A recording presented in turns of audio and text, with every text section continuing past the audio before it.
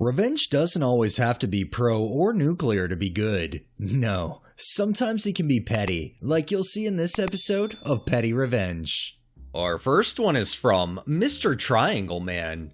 This happened a little over 10 years ago, but I had agreed to cover someone's shifts for their vacation at a restaurant, and I fell ill partway through my first shift. It was a crazy shift, short-staffed, and I had to train a new employee. I didn't get half of what we usually get done in a night, despite staying 2 hours later than I was scheduled. My manager was newly promoted, and her daughter was covering the night shift. Her daughter, seeing the state of the restaurant, proceeded to grab some milk crates and listen to music. I told her we were really behind and I could use a hand, but she assured me she would be fine. I did what I could in those 2 hours, unpaid, then went home for the night. When I woke up, I was even sicker than I was before. I had a fever and had been throwing up. I felt bad because I knew I agreed to cover the shifts for someone else and it would look bad if I called in. So I called into the store and spoke to my sister, who was the supervisor on the shift that morning. She knew I was sick and I asked her if I could speak with management to find someone to cover me. If no one could be found, I'd still come in, but I wanted to use the time to sleep in case I couldn't find anyone. Management was supposed to call me after finding someone. I received no call, so I dragged myself to work. My manager immediately yelled at me and pulled me into her office. She apparently called the person I was covering for off of their vacation to replace me. I was then blamed for the condition of the store, but we were understaffed because of poor scheduling, which was my manager's job. For context, even if the trainee were an experienced team member, we would have still been short. The manager refused to believe her daughter did nothing on the shift, so I decided that she could find someone to replace all of my shifts in the future. No notice, I quit on the spot. I did a lot of volunteer work for the restaurant, all unpaid, so losing me was a big hit. Soon after, 10 more people followed in my footsteps for similar reasons. I found out from the assistant manager later they were under investigation as a result of employee fallout, and she asked me for a written statement to help with the investigation. She also hated the new manager. I happily obliged. It's amazing how this manager acts like her daughter can do no wrong, when in reality it sounds a lot like if her daughter actually did her job instead of hiding behind mommy's managerial status, a lot more would get done in the store. This is just karma. This next one is by PJ Sherry. First off, I started in the wrong. I got in the 15 items or less line and hadn't counted the number of items my adult daughter had added to my cart, which included items added at the cash register. In total 19 items. There was no one behind me as the cashier was starting. At this time, a lady walks up behind me and starts complaining loudly to her companion about people in line with a million items. I immediately turned around and told, "That's me." I put a divider down behind my items and moved the items my daughter added to my basket behind it. I then told my daughter since we had too many items, she would have to do her own transaction. Meanwhile, I'm having a pleasant conversation with the checker, which only irritated the lady behind me more. My items were rung up and I paid for them with my credit card. The checker then rang my daughter's items, placing them into bags. I told the clerk I would purchase those items for my daughter. I then produced the same credit card and paid for her items, thanked the checker and left. Meanwhile, the lady behind me is sputtering. I like how the person comes up complaining as if those couple extra items were gonna make or break their whole day. I'm glad that you separated them though to show her that you were in fact doing 15 items or less. This next one is from Wafer 2016.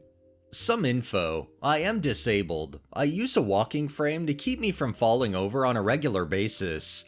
With it being Christmas time, I have my frame decked out with cute, hanging ornaments that include a set of jingly bells that chime as I walk.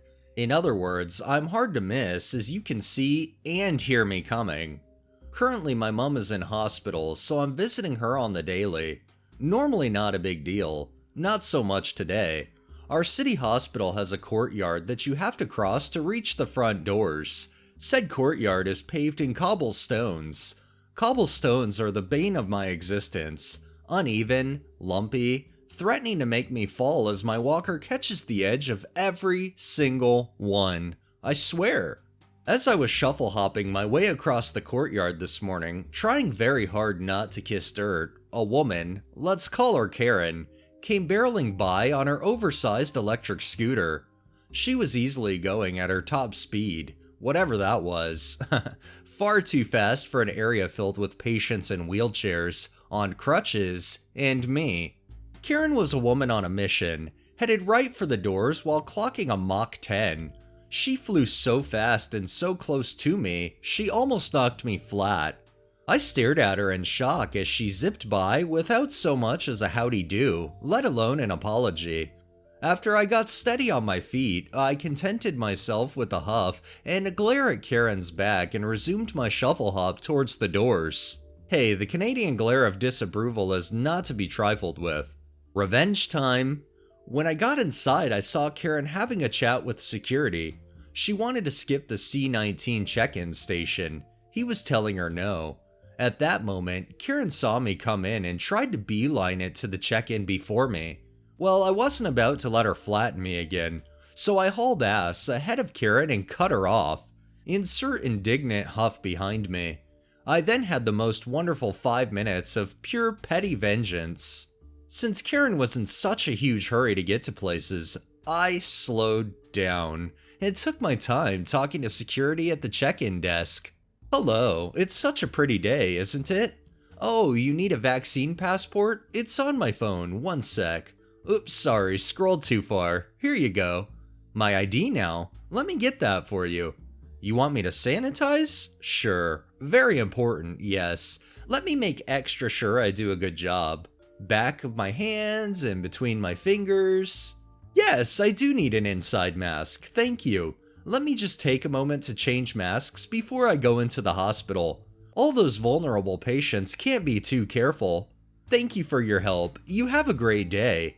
Behind me, Karen was huffing and puffing. I'm very sure security knew exactly what I was up to as she was grinning so big. When I was done, I started my shuffle hop across the lobby. I heard Karen talking loudly behind me about being late. I gotta admit, it warmed the bottom of my dying heart, and I was beaming behind my mask. Peppermint-scented perfection with some glitter on top. As per request, Walker tax.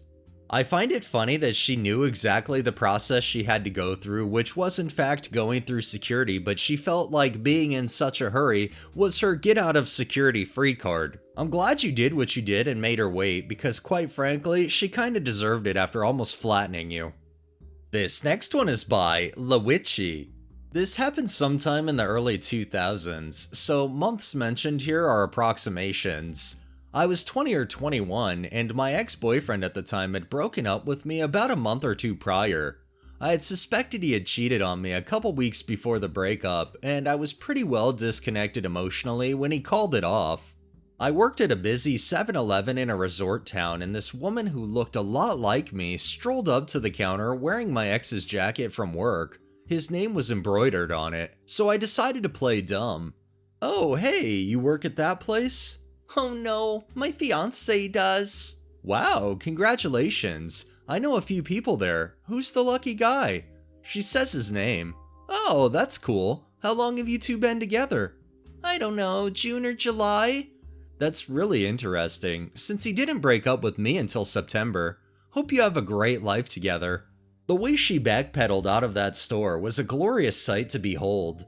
One has to wonder if she backpedaled and confronted the guy, or if she ended up just pretending like it never even happened and continued on with said guy. I hope it was the former.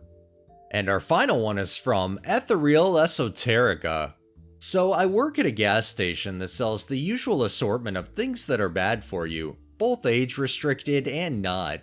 I was filling the coolers, which open from behind, when someone comes around the corner and asks if I'm working the register. I tell them yes and circle around the building to go back in. As I'm walking, somebody going towards the register mutters something about having been there for 10 minutes already. I was literally watching the lead up to the register from inside the coolers, peeking my head around the corner and even going into the aisle to check where the drinks went from the front.